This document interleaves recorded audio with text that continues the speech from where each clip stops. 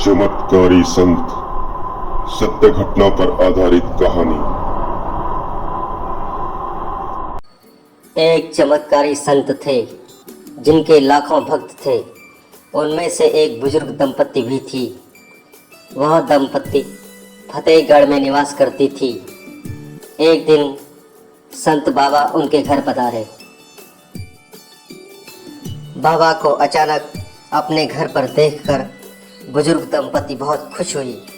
उन्हें विश्वास नहीं हो रहा था कि लोग जिनके दर्शन के लिए उनके धाम पर जाते हैं वह स्वयं उनके घर पधारे हैं। जब गांव के लोगों को संत बाबा के आने की खबर मिली तो गांव वाले बाबा के दर्शन के लिए बुजुर्ग दंपत्ति के घर पर इकट्ठा हो गए। बाबा ने सभी गांव वालों को अपने आशीर्वचन दिए। जब शाम हो गई तब सभी गांव वाले अपने अपने घरों को लौट गए। तब बाबा ने बुजुर्ग दंपत्ति से कहा कि मैं आज आपके घर पर ही रात्रि विश्राम करूंगा।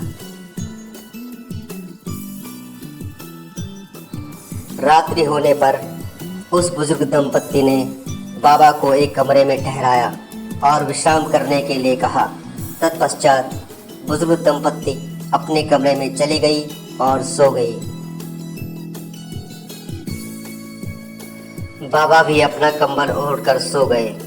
रात्रि का तीसरा पहर था कि अचानक बाबा के घर आने की आवाज़ आने लगी।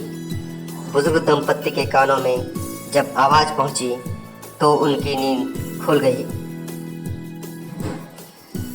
बुजुर्ग दंपत्ति बाबा की चिंता करने लगी कि पता नहीं बाबा को अचानक क्या कष्ट हो रहा है। उन्हें कुछ समझ में नहीं आ रहा था। थोड़ी देर तक बाबा कराहते रहे और फिर कुछ देर बाद वे शांत हो गए। सुबह जब बाबा उठे तो उन्होंने रात्रि में ओढ़ा हुआ कंबल लपेटा और तह करके बुजुर्ग दंपत्ति को सौंपते हुए कहा कि यह कंबल गंगा जी में प्रवाहित कर दो, किंतु ध्यान रहे इसे खोलकर मत देखना।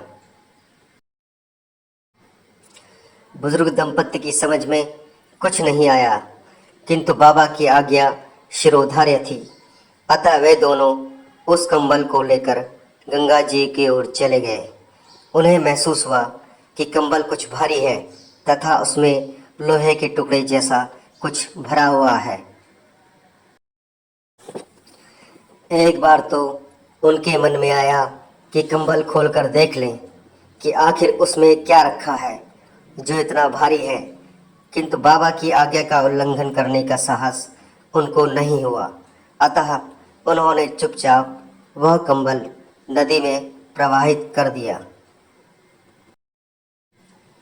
यह घटना 1943 की है, जब द्वितीय विश्व युद्ध चल रहा था।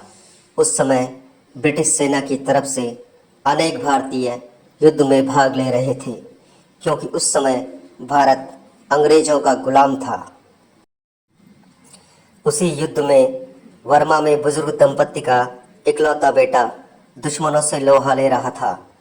बुजुर्ग दंपत्ति को अपने बेटे की चिंता सता रही थी, तो उन्होंने बाबा से प्रार्थना की कि बाबा, हमारा इकलौता बेटा सकुशल घर लौट आए, हमें ऐसा आशीर्वाद प्रदान करें।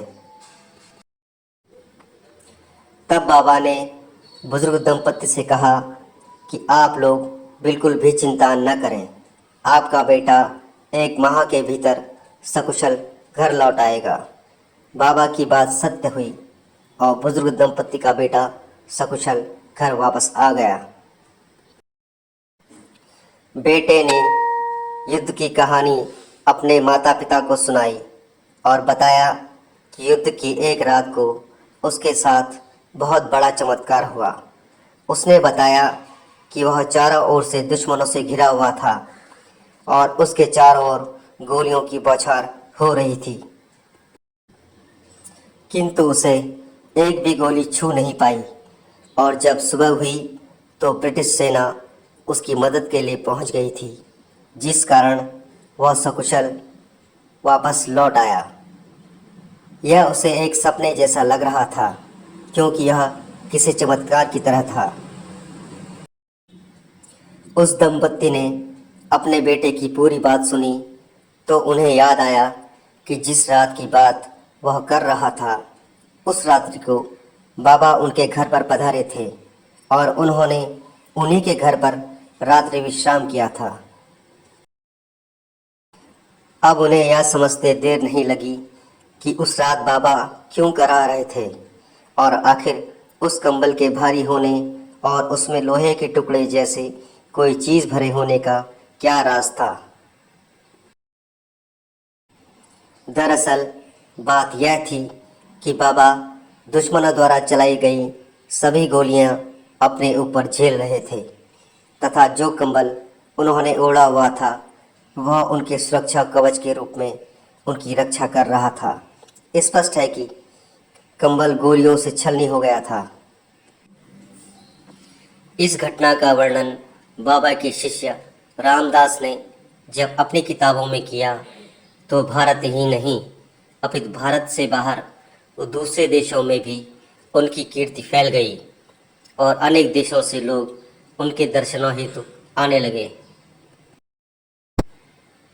वह संत बाबा थे नीम करोली। लोग उन्हें हनुमान जी का अवतार मानते थे। उनके अंदर अद्भुत शक्तियाँ थीं।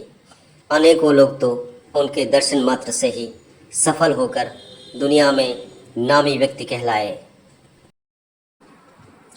उनमें से फेसबुक के मालिक मार्क जुकरबर्ग और एप्पल के संस्थापक स्टीव जॉब्स प्रमुख हैं, जिन्हें आज पूरा विश्व भली भांति जानता है, क्योंकि जहां एप्पल आईफोन की सबसे बड़ी कंपनी है वहीं फेसबुक सोशल मीडिया में एक क्रांतिकारी बदलाव है।